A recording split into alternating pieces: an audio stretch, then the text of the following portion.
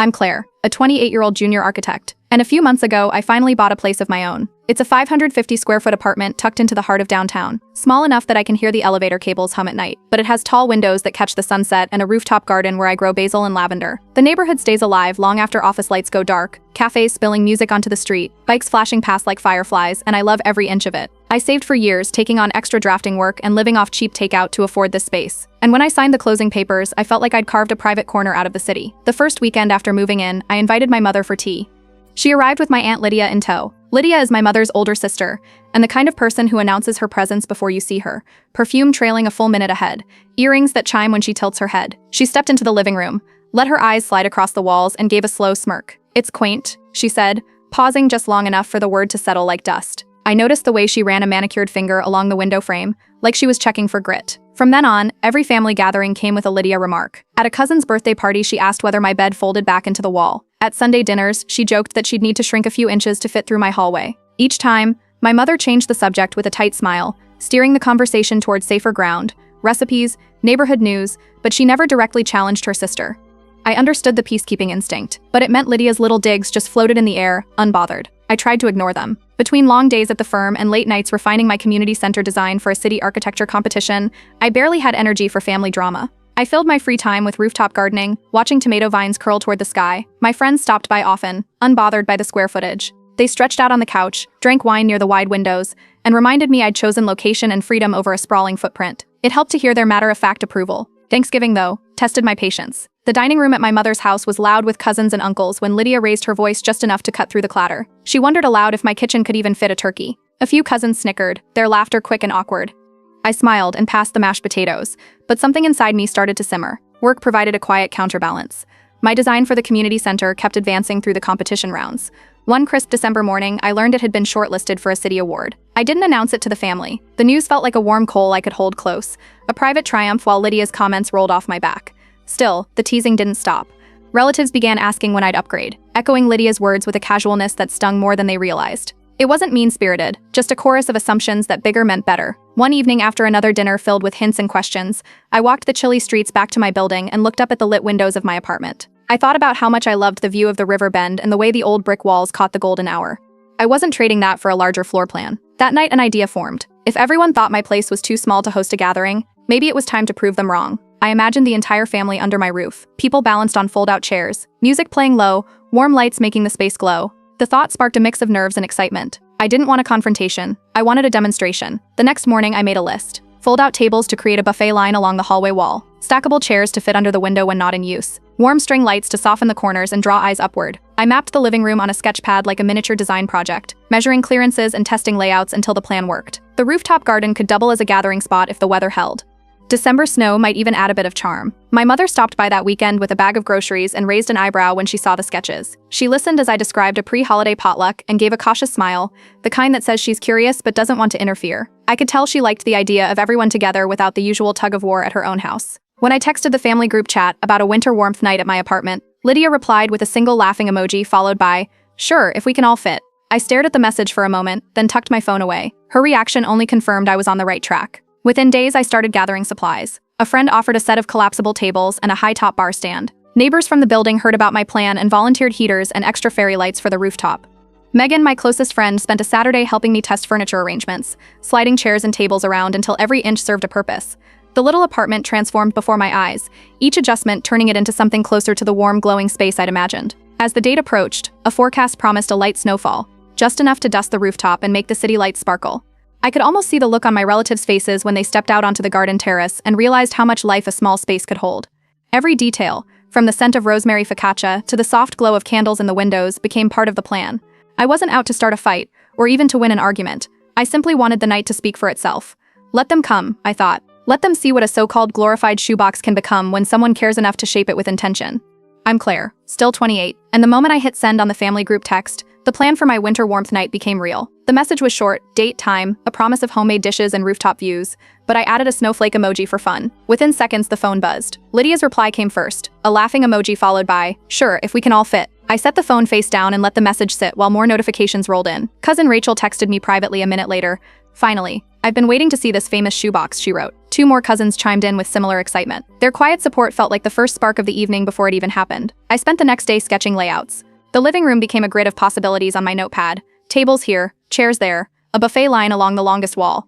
Megan stopped by with a roll of painter's tape so we could mark placements on the floor. We borrowed a friend's mini projector for the rooftop, planning to beam slow-moving snowfall animations against the brick wall to keep the outdoor space glowing. The menu came together like a second design project. I listed gourmet flatbreads with roasted vegetables, a big batch of mulled wine, and my favorite rosemary focaccia that fills the apartment with warm, earthy smells. Megan suggested spiced cider for anyone avoiding alcohol, and we agreed it needed something special to serve it in. By midweek, the weather forecast locked in. Light snow the night of the gathering, just enough to coat the rooftop garden with a soft shimmer, perfect for fairy lights and skyline photos. My neighbors heard about the plan while passing me in the hallway and immediately offered help. One lent 2 outdoor heaters.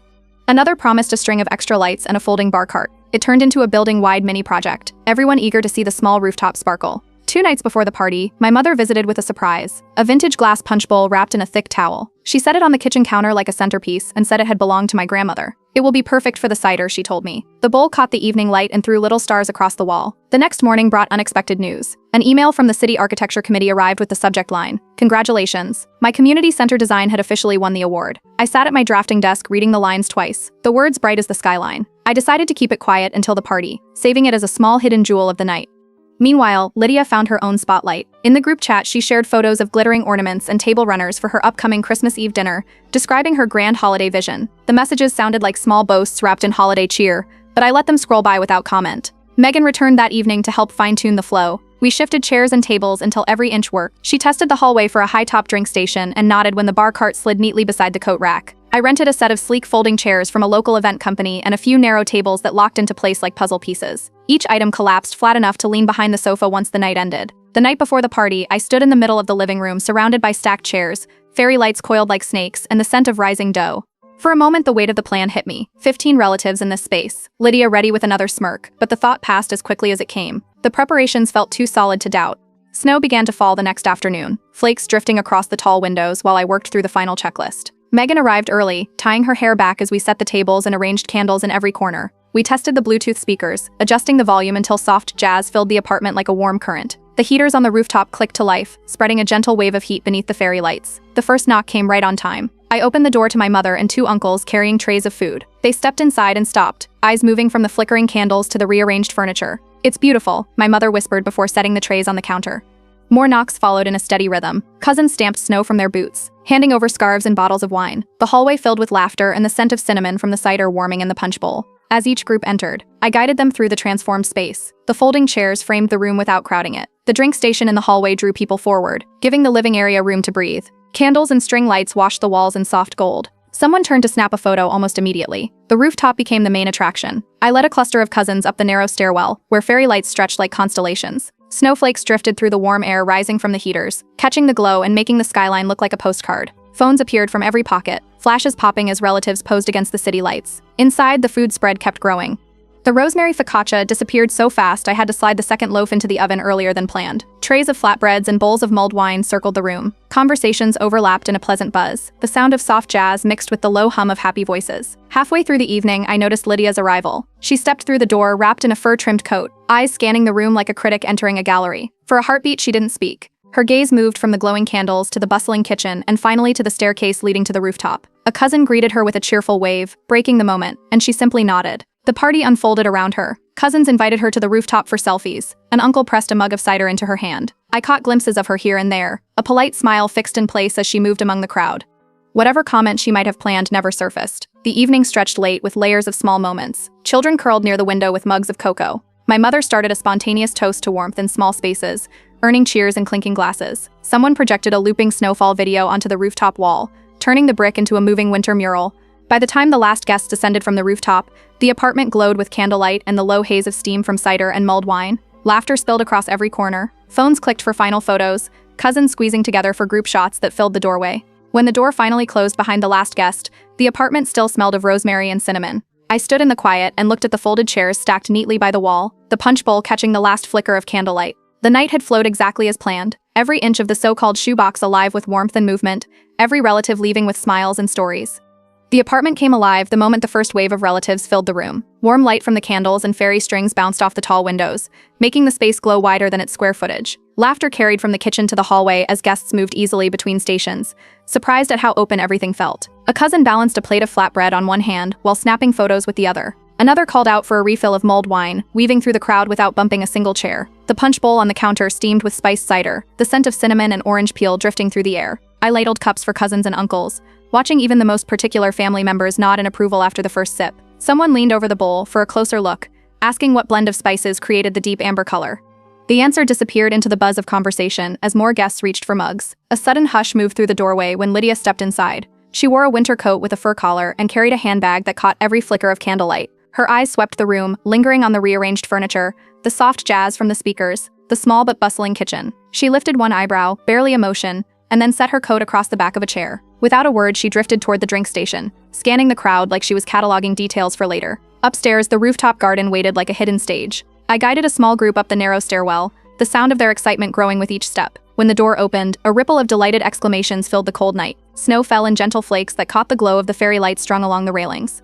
The skyline stretched beyond us, towers twinkling against the dark sky. Someone gasped and pulled out a phone, and soon flashes popped from every direction as cousins posed in front of the city backdrop. More guests followed, their footsteps soft against the dusting of snow. The heaters hummed low, warming the air enough for people to linger without shivering. Two children twirled near the planters while an uncle balanced a tray of mulled wine like a waiter. Lydia arrived last, stepping onto the rooftop and pausing just long enough for another eyebrow lift before taking a seat near the edge. She folded her gloves carefully, keeping a tight smile as cameras clicked around her. Back inside, the food turned into its own conversation. The rosemary focaccia vanished in minutes. A cousin asked if I had written down the recipe, and another joined in, requesting instructions for the flatbreads. I sliced a second loaf and slid it onto a wooden board, the crust crackling as it cooled. Compliments traveled around the room, each one landing like another note in the music. Seating never became a problem. Folding chairs lined the walls with cushions, borrowed from neighbors, and the high-top table in the hallway turned into a casual perch for drinks. Guests drifted easily from the kitchen to the rooftop and back again, never once searching for a place to settle. At one point, I counted more than 20 people moving through the apartment and still felt space around me. A new sound floated from the stairwell, a slow, sweet melody that didn't match the jazz playlist. Everyone turned toward the door as a neighbor appeared carrying a violin case. He stepped onto the rooftop and began to play a soft winter tune that slid through the snowflakes like a ribbon. Conversations quieted. Couples leaned against the railing, mugs in hand, while the music filled the night air. Phones rose again, recording the impromptu serenade as the skyline lights flickered in time. When the last note faded, applause broke out. My mother lifted her glass for a toast. Her voice carried clear and steady, thanking everyone for coming and celebrating the creativity that turned a small apartment into a gathering place. She spoke of independence and family warmth, her words drawing a cheer that echoed off the brick walls. Glasses clinked, laughter followed like a second round of applause. During the toast, I reached for a folder on the sideboard and slid out a crisp certificate. It bore the city council seal and my name in bold. I set it next to the punch bowl without a word. A cousin noticed first, pointing and reading aloud the award title. Heads turned. Congratulations came in a wave, claps on the shoulder, raised glasses, excited voices filling the kitchen. Someone called for a photo with the certificate, and soon it passed from hand to hand like a trophy. Through it all, Lydia remained near the drink station, her mug of cider resting untouched for long stretches. She watched the certificate pass around, her smile fixed but thin. At one point, she leaned toward a cousin and murmured something, a few words lost under the cheer. Only a faint phrase reached my ear, something about temporary glamour. The cousin simply shrugged and turned back to the group conversation. The rooftop buzzed again with laughter. A cousin teased that my apartment might be bigger than Lydia's dining room if measured by fun. Another suggested the next family gathering should happen here instead of the suburbs. The joke sparked a round of playful debate about whose house could handle the most people, everyone laughing as they compared square footage to hosting style. A sudden gasp cut through the chatter. Lydia stood near the counter, a dark splash spreading across the sleeve of her designer sweater.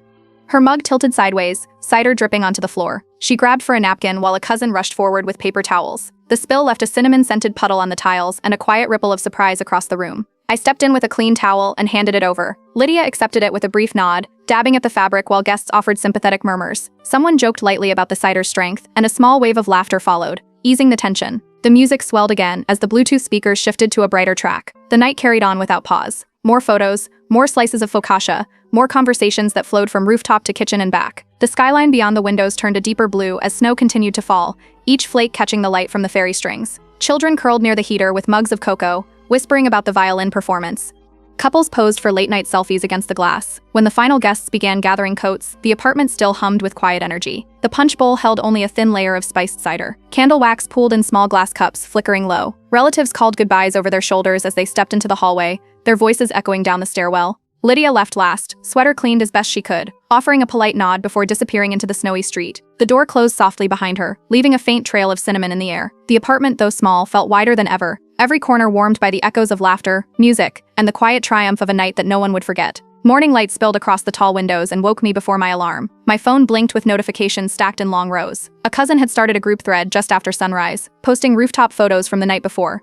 Messages followed one after another. Praise for the food, the lights, the skyline view, the music that floated across the snow. Someone called it the best family gathering of the year. Another wrote that my apartment felt bigger than any of them expected, a clever design that made space appear out of thin air. I scrolled through the photos, spotting snapshots of the punch bowl glowing like amber, cousins laughing against the city lights, children bundled in scarves near the heaters. Several relatives tagged me with heart emojis. Even distant family members who couldn't attend added cheerful replies. The conversation kept growing, a flood of compliments impossible to ignore. By mid-morning, a soft knock came at the door. Two neighbors from the building hallway stood there with wide smiles. They had lent me the outdoor heaters and extra fairy lights and wanted to see how the evening turned out. I invited them in, and they peeked around the living room, pointing to where the furniture had been arranged.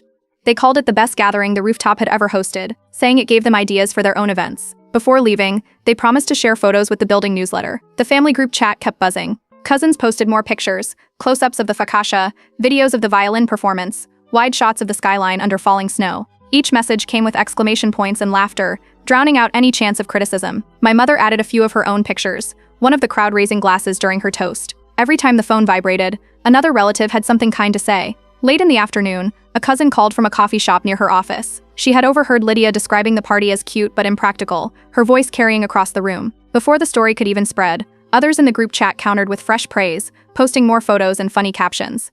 The compliments rolled on, making the remarks sound small and out of place. Early evening brought a phone call from my mother. She sounded light, happy. She told me how proud she was and how impressed everyone had been with the evening. In a quieter moment, she mentioned that Lydia seemed unsettled, almost restless, but unwilling to admit anything. My mother's voice carried a hint of amusement, as if she knew the shift in family dynamics without needing to say it directly. While we talked, an email from my boss appeared in my inbox. He had seen the photos and read about the architecture award in the local paper. The message invited me to present the community center design to the city council committee at an upcoming session. The idea of sharing my work at that level felt like another door opening. Soon after, two cousins reached out separately. They each lived in small apartments and wanted advice on making their spaces feel larger, asking for tips on lighting and furniture arrangements.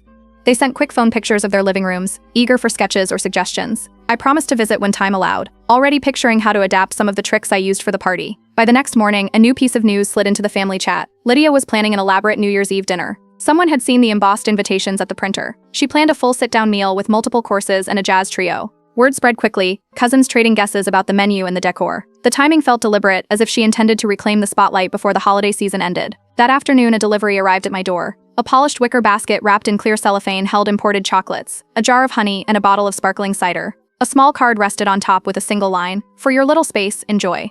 Lydia." The handwriting curled across the card in elegant loops. I placed the basket on the counter and sent a short reply. "Thank you. The treats look wonderful." Nothing more. As the week rolled on, another surprise surfaced. A local lifestyle blog featured a short article about the City Architecture Award, including photos of the community center design, and a mention of the rooftop gathering. The writer praised creative use of compact spaces and linked it to the growing trend of urban small home living. Relatives spotted the article and shared it privately in the group chat, adding more congratulations and a few joking requests for autographs. Back at the office, my coworkers organized a small celebration. They gathered in the break room with a cake decorated like a blueprint and offered a toast to the award. My boss asked me to bring the presentation boards for an internal lunch and learn session, eager for everyone to hear about the project before the city council meeting. The day felt full of motion, emails, handshakes, and a blur of encouraging words. Later that evening, my mother called again. She said she had been thinking about the way the night unfolded and wished she had defended me sooner during past conversations. She spoke with quiet pride about how the family now looked at me, how admiration had replaced teasing. She described a cousin who told her the apartment felt like a perfect example of what independence and creativity could achieve. After the calls and messages ended, the apartment settled into a peaceful hush. I lit a few candles and set a record spinning on the turntable, the low crackle mixing with the scent of rosemary still lingering in the air. The city outside the windows moved on with its own rhythm, cars sliding along wet streets, distant horns echoing off the buildings. I let the music fill the space while the phone rested silent for the first time all day. The family group chat, once alive with constant pings, grew noticeably quiet from one person. Lydia's name barely appeared. No quips, no sarcastic comments, no sideways jokes. The silence stood out more than any words she could have written. Messages continued from others, plans for holiday shopping, jokes about next year's rooftop gathering, but Lydia's absence left a gap everyone could see. As the evening deepened, the candles flickered against the tall windows, their light reflected in the glass like a second skyline. The apartment felt steady, carrying the echoes of laughter from the party and the quiet shift that followed. Without saying a word, the family dynamic had tilted, and the night on the rooftop kept sending ripples through every conversation that followed. An embossed envelope arrived in the mail a week before New Year's Eve, the paper thick enough to feel like a formal announcement. Inside, Lydia's invitation shimmered with silver ink and bold script. "You are cordially invited to a grand New Year's celebration," it read, followed by a line in larger print, "Plenty of room for everyone." The phrase curved across the card like a challenge. The bottom listed a start time, a dress code of cocktail attire, and the promise of a full dinner with live music. I sent a polite RSVP the same day, noting that I'd be there. Several cousins texted almost immediately, sharing pictures of their identical invitations. The messages filled with jokes about Lydia's grand showcase, some adding winking emojis. No one seemed surprised by the event. Everyone recognized the sudden urgency in the planning. New Year's Eve arrived with a clear winter sky. I drove through quiet streets glittering with frost and pulled up to Lydia's sprawling suburban house. Lights draped every window and tree, glowing like a stage set. A valet service guided cars along the driveway, and a live jazz trio played near the entrance, their music floating into the crisp night air. Inside, the house dazzled with layered decorations. Crystal ornaments hung from the ceiling beams, and every surface gleamed with silver and gold. Tables overflowed with centerpieces of orchids and winter berries. A waiter in a pressed black vest offered champagne at the door. Guests stepped into the grand foyer, coats whisked away by attendants. The effect was impressive and slightly overwhelming. Lydia approached with a wide, deliberate smile. She extended her arms and, with a sweep of her hand, announced, "Welcome to a real dining room." Her voice carried just enough for nearby guests to hear. A few relatives shifted on their feet, their eyes sliding toward one another. No one replied. The jazz trio's trumpet filled the silence for a beat before conversation resumed in low murmurs. Cousins exchanged quick glances as we moved deeper into the house. Their expressions held a flicker of recognition. This evening wasn't just a celebration, it was a display. The dining table stretched the length of the room, draped in white linen and set with polished silverware. Extra chairs and rented furniture filled the surrounding space, leaving narrow pathways for guests to navigate. Despite the size of the house, the rooms felt tight, each corner crowded with ornate decor. Servers carried trays of hors d'oeuvres, weaving carefully between clusters of people. The air smelled of truffle oil and roasted herbs. Conversations began in small pockets, laughter rising and falling with the music. I moved with a group of cousins toward the sitting area, noticing how every wall shimmered with garlands and mirrors. The grandeur left little room to breathe.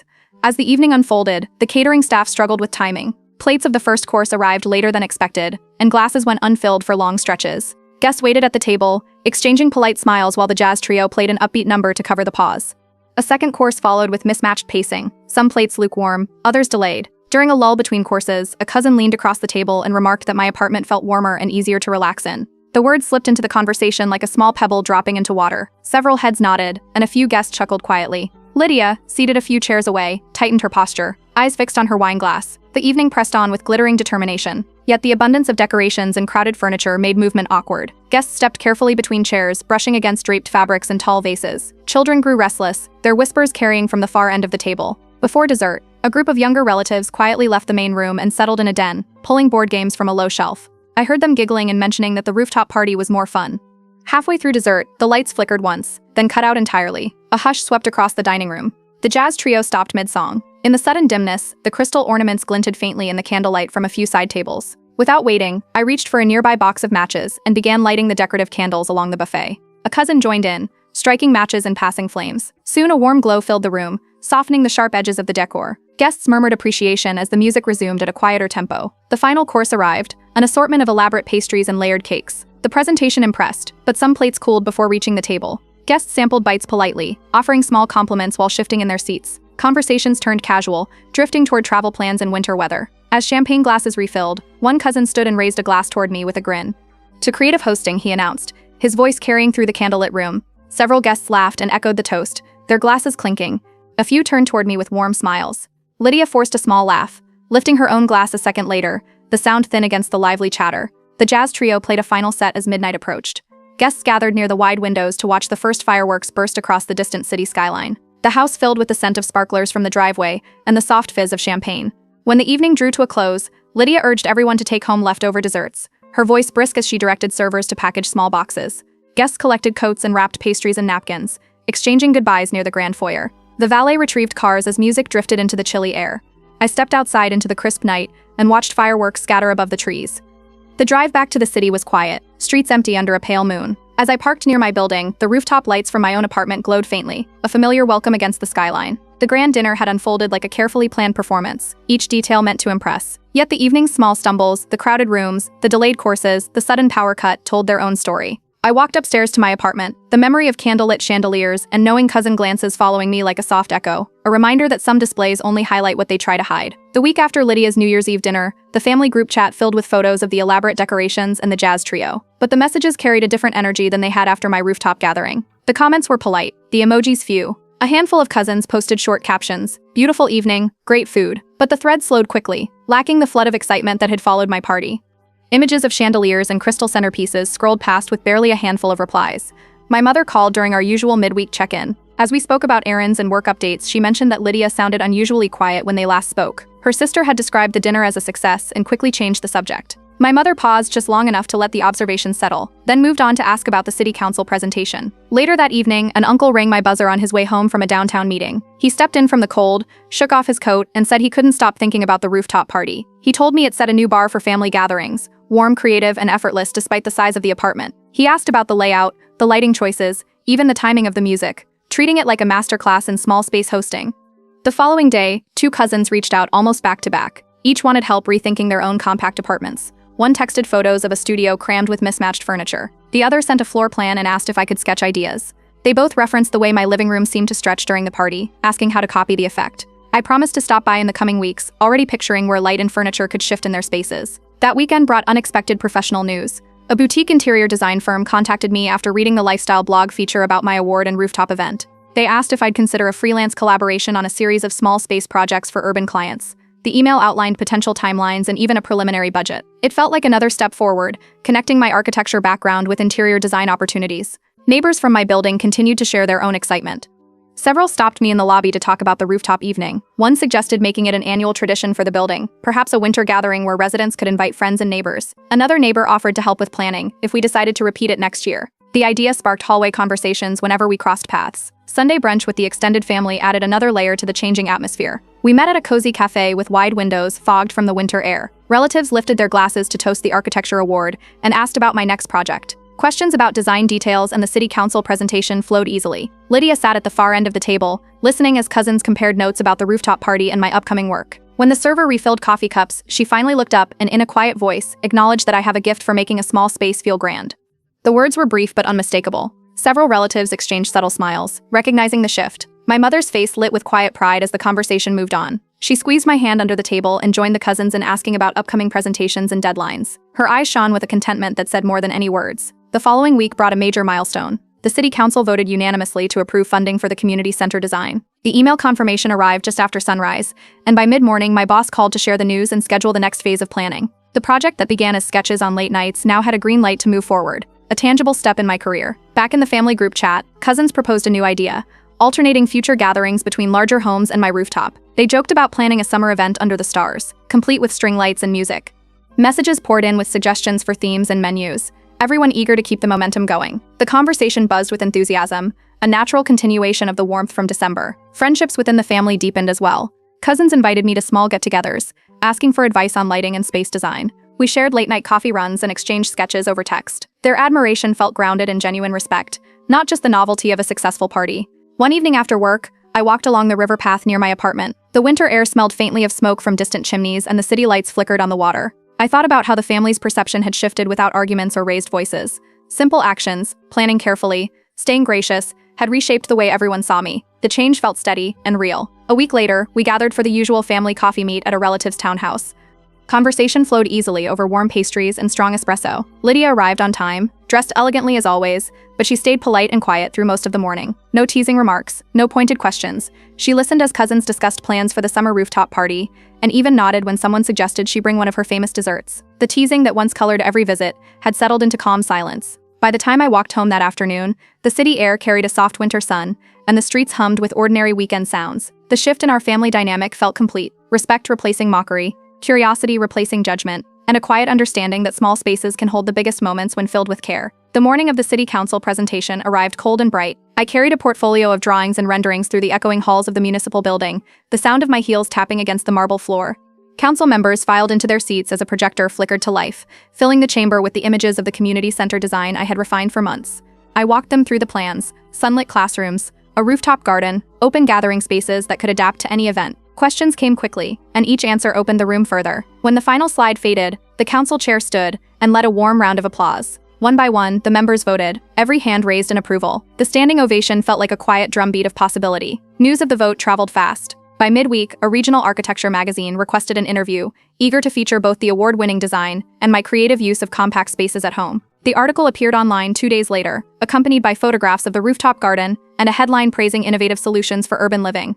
Emails poured in from colleagues, old classmates, and even strangers who had read the piece. My boss forwarded the link with a brief note of congratulations and an invitation to discuss future projects. My mother decided this milestone deserved a family celebration. She booked a spacious neighborhood cafe for a relaxed Sunday brunch and sent invitations to the entire extended family. The message carried none of Lydia's dramatic flourishes, just a cheerful line about honoring the city council approval and the upcoming community center. Sunday morning dawned crisp and clear. Inside the cafe, long tables gleamed with fresh flowers and plates of pastries. The smell of roasted coffee beans filled the air. Relatives arrived in clusters, coats dusted with the last of the season's snow. They greeted me with warm hugs and genuine questions about the design process, asking about materials, schedules, and how the project would serve the community. Laughter floated over the clink of mugs as cousins shared their own updates, weaving my presentation into the rhythm of family conversation. Midway through the meal, the door opened and Lydia entered, wrapped in a tailored coat with a soft scarf draped over her shoulders. She crossed the room with measured steps and offered a polite congratulations that drew a surprised pause from several relatives. The tone carried none of the sharpness that once marked her remarks. She found a seat across from my mother, settling in with quiet composure. As coffee cups refilled and plates emptied, cousins began sharing small triumphs of their own. Two mentioned how they had rearranged their living rooms using ideas from my rooftop party, laughing that I had started a movement for clever small space design. Another cousin described how the candlelight and folding furniture at my gathering inspired her to host a dinner in her tiny backyard shed, turning it into a pop-up winter lounge. Their stories spread around the table, each one a small echo of that December night. During a lull, Lydia approached me near the pastry counter. She rested a hand on the edge of the table and spoke in a low, steady voice. She admitted she had underestimated what I could accomplish, both with my apartment and my work. Her eyes softened as she acknowledged that envy of my independence and creativity had fueled the teasing. She paused, waiting for a response. I thanked her for the honesty and told her my only goal was to keep family gatherings welcoming rather than competitive. She gave a small nod, a quiet acceptance that felt heavier than any apology. Back at the table, my mother stood and raised her glass. She proposed a toast to new traditions and mutual respect, her voice carrying through the cafe. Relatives joined in with cheerful applause, the sound filling the room like a burst of warm air. Glasses clinked across the table as cousins smiled at one another, the moment bright with shared understanding. The conversation soon turned to future plans. Several relatives suggested rotating family events among different homes, including my rooftop for a summer evening under the stars. Ideas for menus and music bounced around, each suggestion met with enthusiasm. The thought of cousins gathering again on the roof, fairy lights glowing against a warm night sky, brought a round of eager nods. As the brunch wound down, a few cousins spoke about the upcoming community center. Inspired by the project, they offered to volunteer with after-school programs and art workshops once the building opened. One cousin with a background in youth sports promised to help set up a weekend basketball league. Their offers folded into the conversation like natural extensions of the day's celebration. When plates were cleared and coffee cups emptied, several cousins followed me back to my apartment for a casual afternoon visit. They slipped off their shoes and settled onto the familiar fold-out chairs, once again commenting on how inviting the small space felt. A cousin examined the rooftop garden through the frosted window, already planning where to hang new lights for the summer gathering. The late afternoon sun slanted through the tall windows, painting the walls with soft gold. We brewed a fresh pot of coffee and set out a plate of pastries left from brunch. Laughter bubbled through the living room as cousins traded stories about work mishaps and travel plans. The apartment held the warmth easily, every corner filled with comfortable chatter. As evening approached, the group slowly thinned. Goodbyes came with long hugs and promises to help with the community center once construction began. When the last door closed, the apartment settled into a gentle quiet. Outside, the skyline glowed against the fading light, the city humming below. I looked around at the small living room that had once been the center of so many jokes. Now it stood as a place of gathering and respect, its walls carrying the memory of rooftop laughter, family toasts, and quiet reconciliations. The shift in our family had taken shape without arguments or grand declarations, just steady actions and open doors. The mockery that once shadowed every visit had faded, replaced by genuine admiration and a calm sense of connection. The little apartment, once called a shoebox, now felt like the heart of something lasting, a warm space where family could always return.